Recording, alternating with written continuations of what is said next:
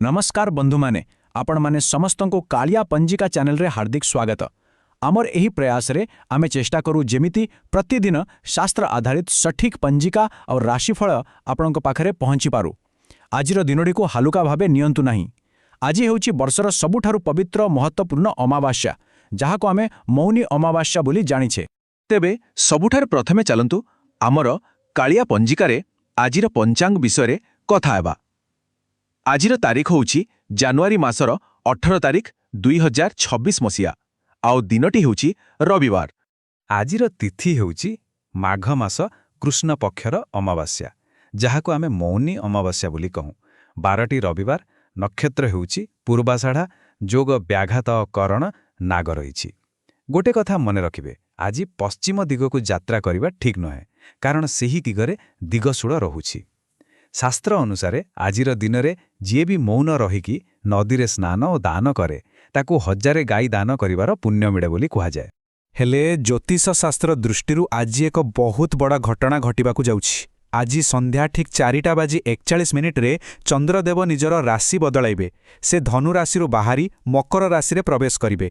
एहार सीधासळक अर्थ हैला आजिर दिनटी दुईटी अलगा अलगा भागरे बांटी होइजिबो आउ सबु राशि उपरे एहार प्रभाव सकाळे जहा थिबो संध्यारे ताहा पूरा बदली जिवो। ता माने आज 6टी राशिर भाग्य संध्या परे हठात चमकी उठिबो, किंतु बाकी 6टी राशिर व्यक्ति को संध्या परे बहुत सावधान रहिबाको पड़िबो। तेबे आपणक राशि केउथिर अछि? आपणक पई संध्या समय शुभ ना अशुभ? आसंतु ए विषय रे विस्तार रे जानिबा। तेबे दर्शक बंधु, राशिफल को जीवा पूर्वरु आपण माने जानि रखंतु आमर कालिया पंजिका आप प्ले स्टोर रे उपलब्ध अछि।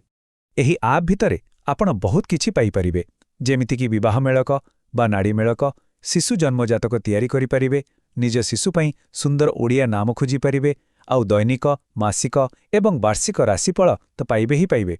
एहा सहित संपूर्ण वर्षर ओडिया कैलेंडर आउ प्रतिदिनर जोगिनी, दिग आउ शुभ मुहूर्त विषय मध्य सूचना पाइबे। प्ले स्टोर रे कालिया पंजिका सर्च करी इंस्टॉल करंतु, नाहिले एही वीडियोर डिस्क्रिप्शन रे दिया जाइथिबा लिंक रु इंस्टॉल करंतु। तेबे चलंतु आरंभ करिबा आजिर राशिफल। किंतु ता पूर्वरु मु आपणंकु एक अति गुरुत्वपूर्ण कथा कहिबाकू चाहें। आजिर ई राशिफल आपणंकु केवल एक दिग देखाए। केउ कामरे सावधान रहिबे आउ केउथिरे धैर्य रखिबे एहा केवल तार एक संकेत। किंतु एहार उद्देश्य आपणंकु भयभीत करिबा नुहे बरं सचेतन करिबा। स्वयं भगवान श्रीकृष्ण गीतारे कहिछंती, कर्मण्यवाधिकारस्ते मा फलेषु कदाचन। अर्थात कर्म करिबारे ही आमर अधिकार अछि, फल उपर नुहे। तेणु मने रखंतु राशिफल केवल बाट देखाए किंतु भविष्यत तैयारी करे आपणकर कर्म और आत्मविश्वास। तेणु निज उपरे भरोसा रखंतु, दिन निश्चय भल हेबो।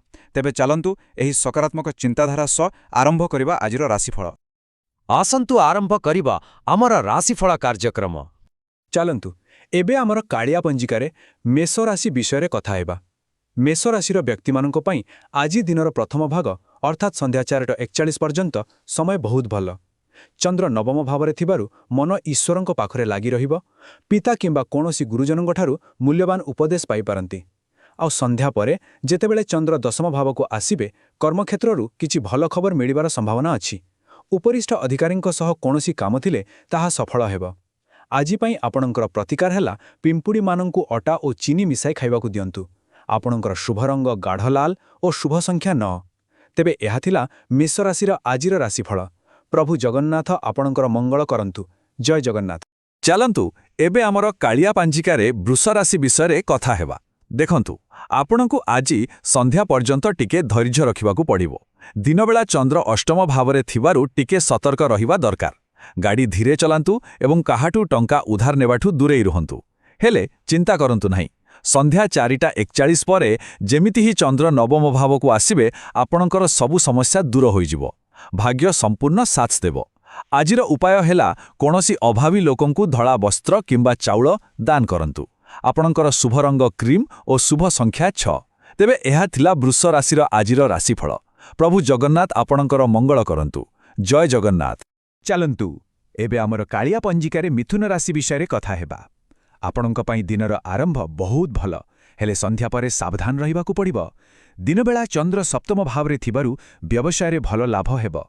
ଦାମ୍ପତ୍ୟ ଜୀବନରେ ମଧୁରତା ରହିବ, କିନ୍ତୁ ସନ୍ଧ୍ୟା 4:41 ପରେ ସମୟ ଟିକେ ଭାରି ହୋଇଯିବ। ଚନ୍ଦ୍ର ଅଷ୍ଟମ ଭାବକୁ ଯିବେ, ଫଳରେ ହଠାତ୍ ପେଟ କିମ୍ବା ଗୋଡ଼ ସମ୍ବନ୍ଧୀୟ ସମସ୍ୟା ଦେଖାଦେଇପାରେ।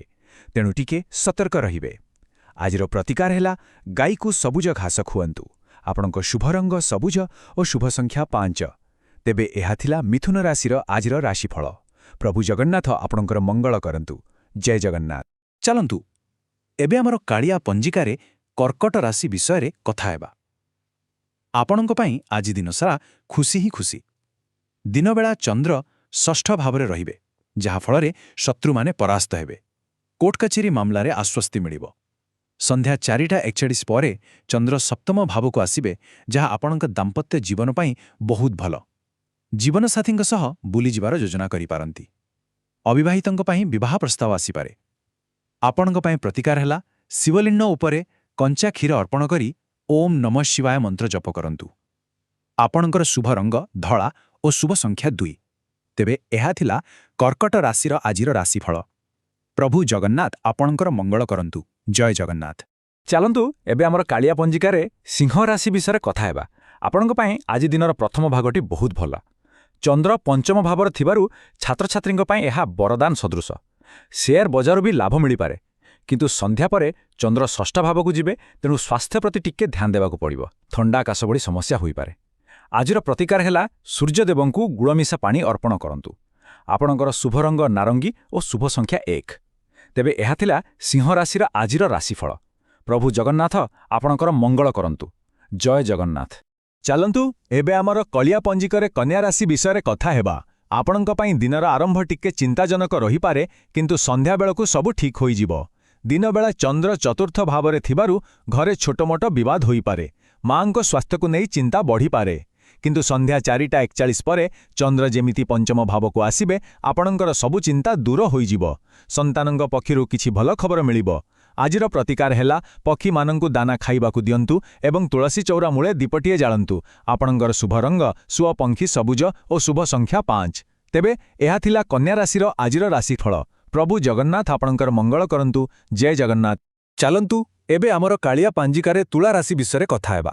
ଆପଣଙ୍କ ପାଇଁ ଆଜି ଦିନଟି ବହୁତ ଭଲ। ଦିନବେଳା ଚନ୍ଦ୍ର ତୃତୀୟ ଭାବରେ ରହିବେ, ତେଣୁ ଆପଣ ପୁରା ସକ୍ରିୟ ରହିବେ। ଭାଇ ଭଉଣୀଙ୍କ ସହଯୋଗ ମିଳିବ ଏବଂ ଛୋଟ ଯାତ୍ରା ଲାଭଦାୟକ ହେବ। ସନ୍ଧ୍ୟା 4:41 ପରେ ଚନ୍ଦ୍ର ଚତୁର୍ଥ ଭାବକୁ ଆସିବେ। ଦିନସାରା ପରିଶ୍ରମ ପରେ ସନ୍ଧ୍ୟାରେ ଘରେ ଶାନ୍ତି ଅନୁଭବ କରିବେ। କିନ୍ତୁ ଘରର କୌଣସି ଇଲେକ୍ଟ୍ରୋନିକ୍ ଜିନିଷ ଖରାପ ହୋଇପାରେ, ସେଥିପ୍ରତି ଟିକେ ଧ୍ୟାନ ଦେବେ। ଆଜିର ଉପାୟ ହେଲା କୌଣସି ଛୋଟ ଝିଅକୁ କ୍ଷୀରି କିମ୍ବା ଧଳା ମିଠା ଖାଇବାକୁ ଦିଅନ୍ତୁ। ଆପଣଙ୍କ ଶୁଭ ରଙ୍ଗ ରୂପେଲି ଓ ଶୁଭ ସଂଖ୍ୟା 6। ତେବେ ଏହା ଥିଲା ତୁଳା ରାଶିର ଆଜିର ରାଶିଫଳ। ପ୍ରଭୁ ଜଗନ୍ନାଥ ଆପଣଙ୍କର ମଙ୍ଗଳ କରନ୍ତୁ। ଜୟ ଜଗନ୍ନାଥ। ଚାଲନ୍ତୁ ଏବେ ଆମର କାଳିଆ ପଞ୍ଜିକାରେ ବିଛା ରାଶି ବିଷୟରେ କଥା ହେବା। ଆପଣଙ୍କ ପାଇଁ ଆଜି ଦିନସାରା ସମୟ ବହୁତ ଭଲ ରହିବ।